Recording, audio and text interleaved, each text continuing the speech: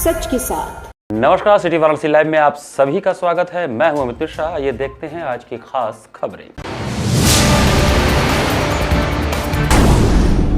पश्चिम बंगाल के संदेश खाली इलाके की जघन्य घटना को लेकर लोगों ने सीएम ममता बनर्जी का फूंका पुतला।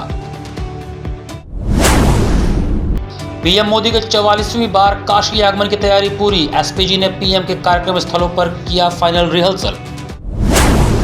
जीवनदीप शिक्षण समूह में मातृभाषा दिवस के अवसर पर विश्व भोजपुरी सम्मेलन का हुआ आयोजन। भोजपुरी को 8वीं अनुसूची में शामिल करने के लिए प्रस्ताव पारित। और वाराणसी पहुंचे सांसद मनोज तिवारी। सीसीएल के 10वें सीजन के लिए लॉन्च हुआ भोजपुरी दबंग की जर्सी। और समाचार विस्तार से। प्रधानमंत्री के 2 दिवसीय वाराणसी दौरे के मद्देनजर बुधवार को एसपीजी ने डमी फ्लिट का रिहर्सल किया। प्रधानमंत्री नरेंद्र मोदी 22 फरवरी की रात 44वीं बार अपने संसदीय क्षेत्र काशी आएंगे। वे एयरपोर्ट से बीएलडब्ल्यू तक रोड शो करेंगे तो 2 जनसभाओं में जनता से संवाद करेंगे।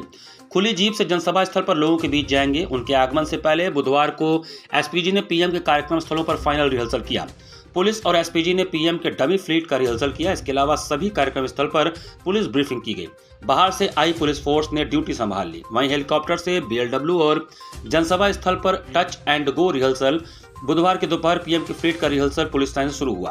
पुलिस लाइन से कचहरी चौराहे के रास्ते पीएम की फ्लीट बीएलडब्ल्यू तक पहुंची।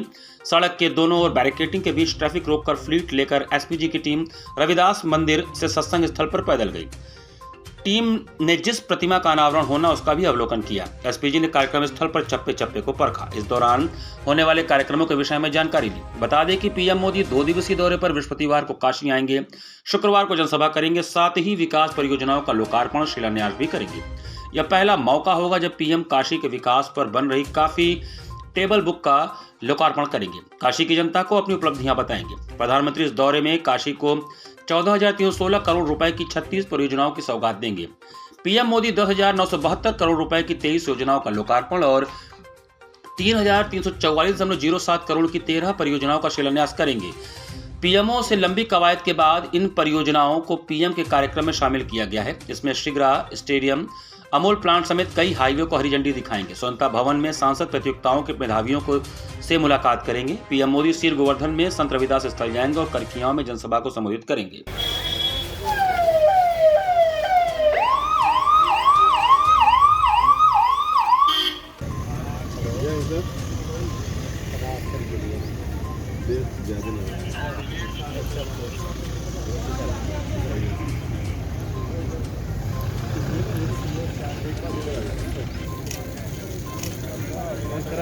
बढ़िया है।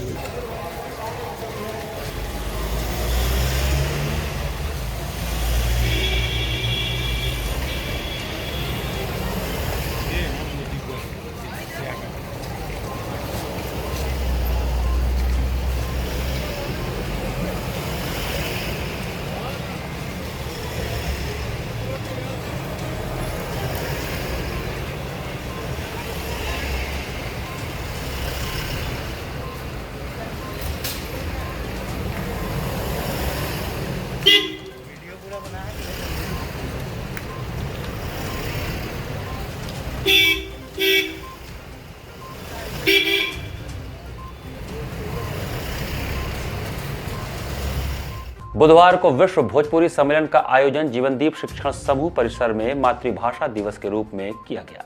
बड़ा लालपुर स्थित जीवनदीप शिक्षण समूह परिसर में बुधवार को विश्व भोजपुरी सम्मेलन का आयोजन किया गया, जिसे मातृभाषा दिवस के रूप में मनाते हुए कार्यक्रम अध्यक्ष व विश्व भोजपुरी सम्मेलन के राष्ट्रीय महासचिव डॉक्टर अशोक कुमार सिंह ने कहा कि भोजपुरी पूर्वी उत्तर प्रदेश और बिहार के बड़े भूभाग में बोली जाने वाली भाषा दरअसल उस संस्कृति की पहचान है जिसमें खेती, किसानी और माटी की सुगंध शामिल है।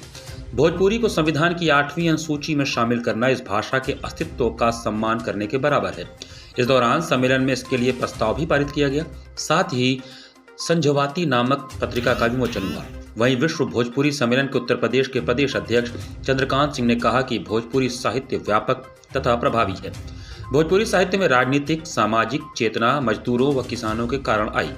भोजपुरी साहित्य में साहित्य व संस्कृति बची हुई है।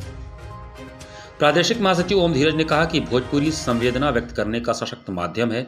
वहीं मुजफ्फरपुर से प्रोफेसर जयकांत सिंह, बलिया से आए डॉक्टर अशोक द्विवेदी, देवरिया से जगदीश उपाध्याय, सासाराम से डॉक्टर राजेंद्र प्रसाद व डॉक्टर गुरचरण सिंह ने भोजपुरी भाषा पर अपने विचार रखे। इस दौरान भोजपुरी गीतों पर कार्यक्रम का मंचन हुआ।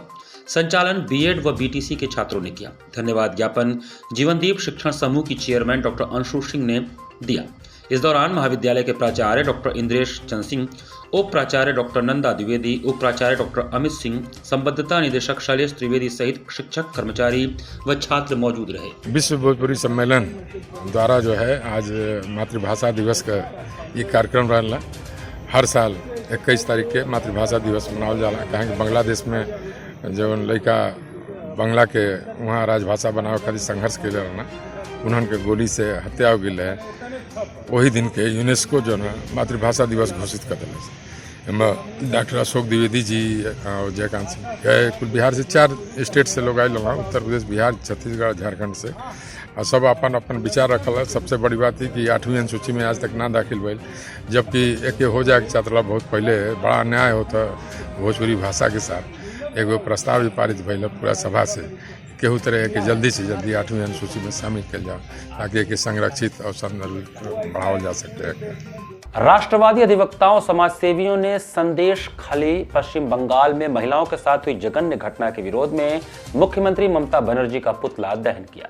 पश्चिम बंगाल के संदेश खाली इलाके की जघन्य घटना, महिलाओं का लगातार बलात्कार, रिपोर्टिंग कर रहे रिपब्लिक बांग्ला के पत्रकार की गिरफ्तारी के विरोध में आज जिला मुख्यालय पर राष्ट्रवादी अधिवक्ताओं व समाजसेवियों ने बंगाल की सीएम ममता बनर्जी का पुतला दहन किया। आक्रोशित लोग कचहरी परिसर से जुलूस के रूप में पुतला लिए नारे लगाते जिला मुख्यालय पर पहुंचे और बंगाल सरकार विरोधी गगनभेदी नारे लगाते हुए मुख्यमंत्री ममता बनर्जी का पुतला दहन किया। बंगाल सरकार के रक्त पिपासु चरित्र के विरोध में लोग आक्रोश में थे और ममता सरकार को तत्काल भंग कर राष्ट्रपति शासन की मांग के साथ ही संदेश खाली के मुख्य अपराधी शाहजहां शेख की गिरफ्तारी और कार्रवाई की मांग की गई। पुतला दहन में राजेश मिश्रा, श्री प्रकाश शुक्ला, संजीवन यादव, विनोद पांडे, भैयाजी, विपुल कुमार पाठक, अजय मिश्रा, राजेश तिवारी, श्यामजी वर्मा, माधव प्रसाद पांडे, ज्ञान प्रकाश राय, आनंद गोस्वामी, पवन पाठक, कृष्णकांत, अनूप सिन्हा, आमोद प्रकाश सहित अनेकों लोग शामिल थे। संदेश खाली में जो अत्याचार हो रहा है, महिलाओं के साथ व्यभिचार और दुराचार हो रहा है, बलात्कार हुआ है, जो 10 वर्षों से चल रहा था, उसके विरोध में हम लोगों ने प्रदर्शन किया है और ममता बनर्जी का पुतला फूका है। क्या मांगे? मांग यह कि ममता बनर्जी के खिलाफ कठोर कार्रवाई होनी चाहिए। उसके मुख्य अभियुक्त शाहजहां बेग के विरुद्ध NIA की कार्रवाई होना चाहिए, उन्हें से लगना चाहिए और वो आज तक पलायित है। जबकि हावड़ा में भी उसी ढंग की घटना बंगाल में निरंतर दोहराई जा रही है। चुनाव जब हुआ था वहां पे, इसके बाद भी बलात्कार की घटनाएं आई थी, जो उच्च न्यायालय, सर्वोच्च न्यायालय और महिला मानवाधिकार आयोग द्वारा भी शिकायत की गई थी, लेकिन आज तक कोई सकारात्मक प्रभावी कार्रवाई नहीं हुई है। इस बात के लिए जन जागरण होना चाहिए, जन जन को आवाज उठानी होगी। हमारी भी माताएं बहनें हैं, सबकी इज्जत का ये प्रश्न है। चोलापुर क्षेत्र में किसानों ने रोड नहीं तो टोल नहीं की मांग को लेकर धरना प्रदर्शन किया। रोड नहीं तो टोल नहीं की मांग को लेकर चोलापुर क्षेत्र में किसानों ने धरना प्रदर्शन किया और बलरामगंज टोल प्लाजा के पास धरने पर बैठ गए।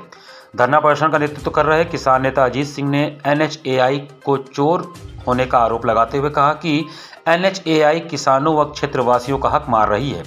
इस आंदोलन की सूचना मिलते ही NHAI के लोग मौके पर पहुंचे और लोगों को समझा बुझाकर धरना समाप्त कराने का प्रयास किया, लेकिन किसानों ने सक्षम अधिकारी को मौके पर बुलाने की मांग की और इसी पर अड़े रहे।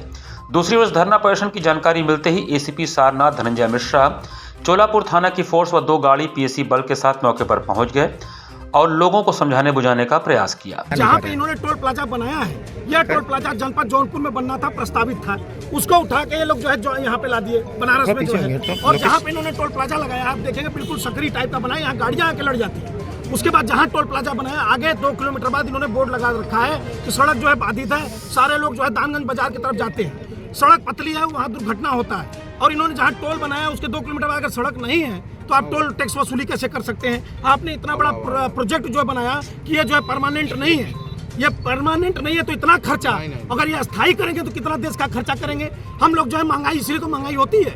और जब देश के प्रधानमंत्री जी कहते हैं माननीय नितिन गडकरी जी कहते हैं कि 60 किलोमीटर में टोल नहीं लगेगा। ये रिंग रोड से जोड़िए जरा, 60 किलोमीटर है कि नहीं है। आज इन्होंने 15-16 किलोमीटर पे टोल प्लाजा बना के तैयार कर दिया। आने वाले भविष्य में ये कल को 2 किलोमीटर का सड़क बनाएंगे और टोल प्लाजा लगा देंगे, जनता से वसूली करेंगे। यहाँ पर वक्त चला छोटे से ब्रेक का। बने रहिए सिटी वाराणसी लाइव के साथ। वाराणसी लाइव, सच के साथ। क्या कहते हैं आपके सितारे, कैसा जीवन होगा आपका, होगी हर मुश्किल आसान, है हर परेशानी का निदान। आप बने रहिए हमारे साथ और हम बताएंगे आपके भविष्य का हाल। प्रत्येक मंगलवार रात्रि 8:30 बजे से सिर्फ सिटी वाराणसी लाइव पर।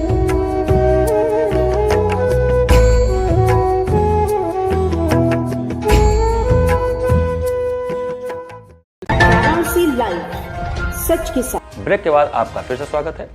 काशी में अमूल के सबसे बड़े डेयरी प्लांट का 23 फरवरी को प्रधानमंत्री नरेंद्र मोदी उद्घाटन करेंगे। प्रधानमंत्री के संकल्प को सार्थक करते हुए सीएम योगी आदित्यनाथ की देखरेख में बना बनारस काशी संकुल पूर्वांचल में दूध की धारा बहाने के लिए तैयार है। वाराणसी के 2 दिवसीय दौरे में 23 फरवरी को प्रधानमंत्री नरेंद्र मोदी अमूल के सबसे बड़े प्लांट बनारस डेयरी का उद्घाटन करेंगे। परियोजना से करीब 1 लाख लोगों को अप्रत्यक्ष रूप से रोजगार मिलेगा। इसके शुरू होने से पूर्वांचल किसानों व गौ पालकों की आय भी दोगुनी होगी। दुग्ध उत्पादकों को वर्ष के अंत में कंपनी अपने लाभांश का कुछ प्रतिशत भुगतान भी करेगी। पूर्वांचल के लोग दूध के साथ मिठाई, आइसक्रीम, पनीर, खोआ, घी और अन्य मिल्क प्रोडक्ट का स्वाद चख सकेंगे। इसमें बनारस का खास लौंगड़ता और लाल पेड़ा भी होगा। 622 करोड़ की लागत से बने इस प्लांट का शिलान्यास प्रधानमंत्री नरेंद्र मोदी ने 23 दिसंबर 2021 को किया था। Banas dairy Amul industrial area का निर्माण करखियाओं एग्रो पार्क में 30 एकड़ में हुआ है। 23 फरवरी को पीएम मोदी के कार्यक्रम को देखते हुए बुधवार को अमूल प्लांट एक प्रेस वार्ता कर परियोजना के चेयरमैन शंकर भाई चौधरी ने बताया कि इस प्लांट में अत्याधुनिक तकनीक के उपकरण लगे हैं।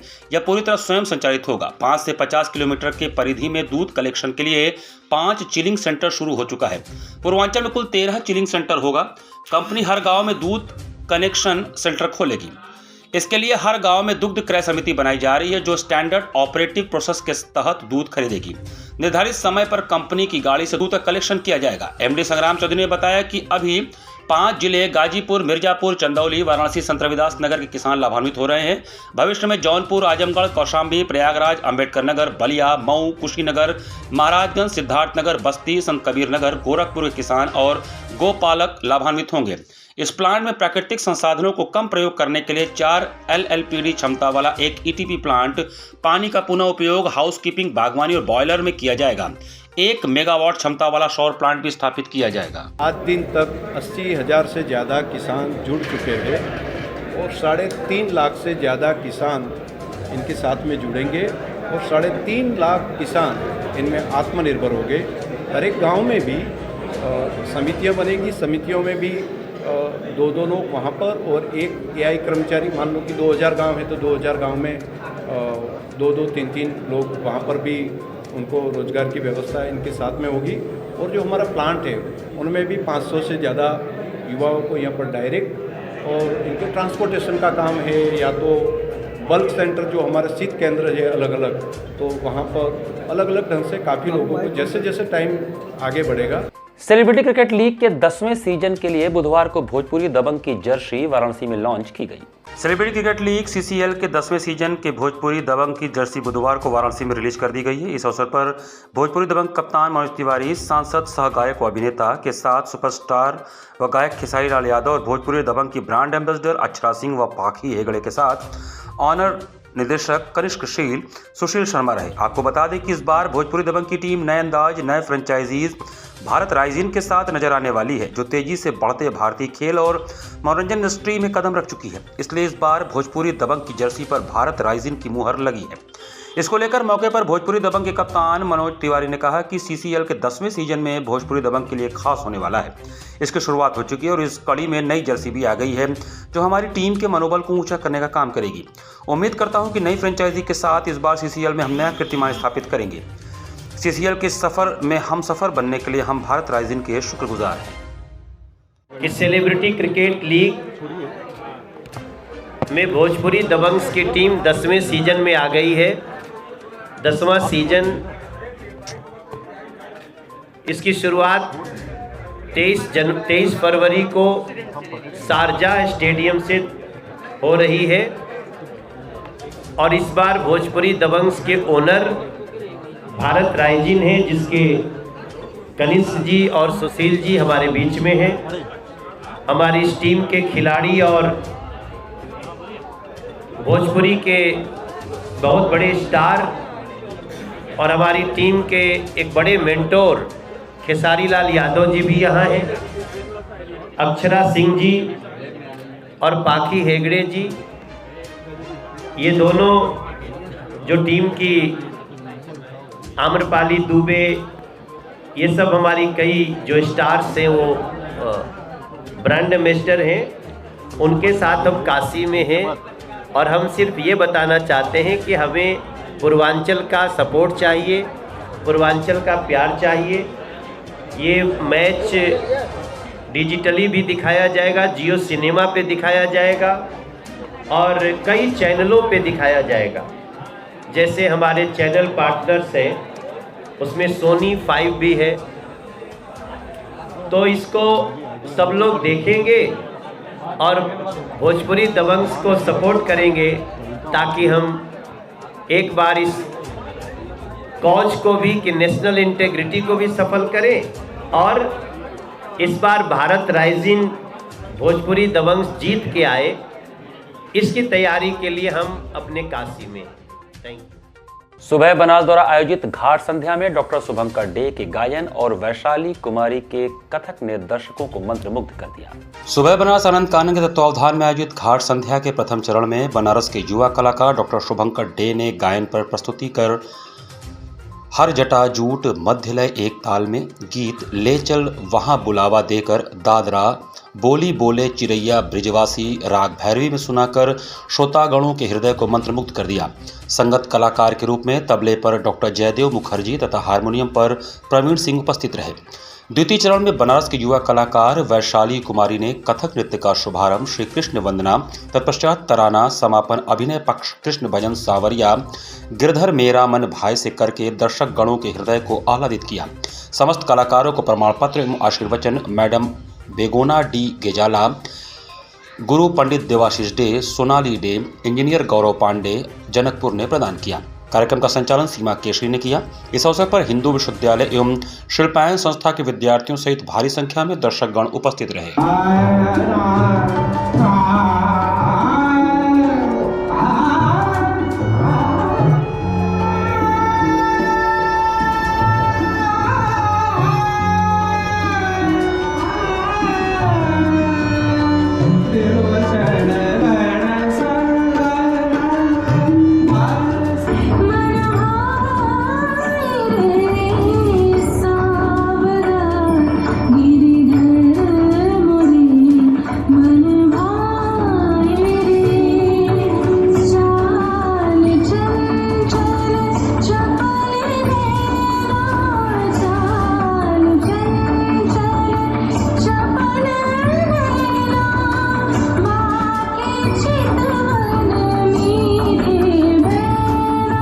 केदार घाट पर संस्कृत की शिक्षा ले रहे बटुकों को योग के महत्व से भी परिचित कराया जा रहा है।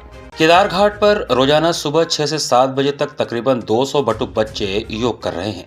यहाँ पर संस्कृत पढ़ने वाले बटुक एक से बढ़कर एक तरीके से योग के महत्व को लोगों तक पहुँचा रहे हैं। जीवन में कैसे बैलेंस, शरीर कैसे स्वस्थ और दिमाग तेज हो, इन सभी तरीकों के जरिए योग का महत्व बताने का कार्य किया जा रहा है। बटुक बच्चे जो आप देख रहे हैं, इनके भीतर की चेतना को जगाने का हम काम कर रहे हैं। इनको सबसे पहले हम एंगल का महत्व समझा रहे हैं कि एंगल के कारण धरती कैसे जल की एक एक बूंद को कितनी शक्ति का खजाना बना दी, अपने भीतर आलिंगन करके। वही जल जब मिट्टी से संघात करता है, रेत के कण बनते हैं, फिर वो पत्थर बनते हैं, फिर चट्टानें बनती, फिर पहाड़ बनते, उनके भीतर से हीरे मोती मणियाँ प्रकट होने लगते हैं। ये सब बच्चे हमारे हीरे हैं। इस हर बच्चे के अंदर एक सुप्त विवेकानंद है, उसको हम जगाने की कोशिश कर रहे हैं। इसी के साथ सिटी वाराणसी लाइव का यह संस्करण हमें समाप्त करते हैं। मुझे दीजिए आज्ञा। नमस्कार।